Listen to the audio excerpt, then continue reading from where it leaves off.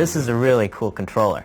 It really has a lot of flexibility in the sense that, as in previous games you've created, they supported digital. What we have with the analog is you're able to now fluidly control your game in many different ways. We're starting off in digital mode, and as you see, I'm accelerating, and every bit of turning, I'm actually hitting my directional button. And then when I brake suddenly.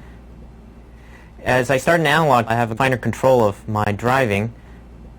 As you can see, I can slow down gradually as well as accelerate at a quicker speed. If I brake, I can gradually press on my brakes and slow down. What we have first is your digital mode is indicated without a light being shown.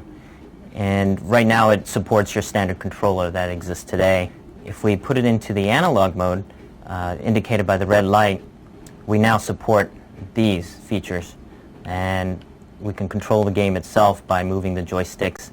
What happens is the developers may have the option to use these as optional features, such as maybe the car honking or looking in reverse. So here at Activision, we're really stoked to be able to use the analog controller, especially for Apocalypse in particular. Our game involves 360 degrees of movement and firing. So with the D-pad, you can hit, pretty much anything you need. But with the analog controller, if you want to hit 22.5 degrees to shoot the guy in the corner room that's trying to take you out, all you have to do is put the controller at 22.5 degrees and you got him. And I really don't think anything can offer more control than that. So here at Fox, we're working on this new game called Croc, Legend of the Gobos, which features this lovable crocodile who lives in this full 3D world.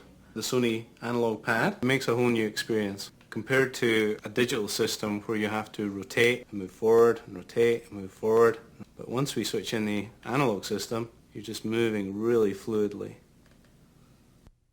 In Crash Bandicoot 2, we are using all of the analog joystick capabilities. If you want to walk slowly, you just push the joystick a little bit. Basically, just point it in the direction you want to move, whether you're walking or riding a jetpack. I'm really excited to be able to bring this to PlayStation owners throughout the world. What they'll find is that the PlayStation is just as capable of doing free-roaming, dynamic 3D games as any other hardware system. At China, we've been waiting for years for a new input device to be made. But Sony, by making this dual analog controller, have really made a huge difference to the feel of the games. Last month on Underground, I was playing Porsche Challenge. I played it using my normal joypad at home, and then Sony sent me one of these in the mail, so I plugged it in. And my first go, I got like 5 or 6 times farther in the game on my first try.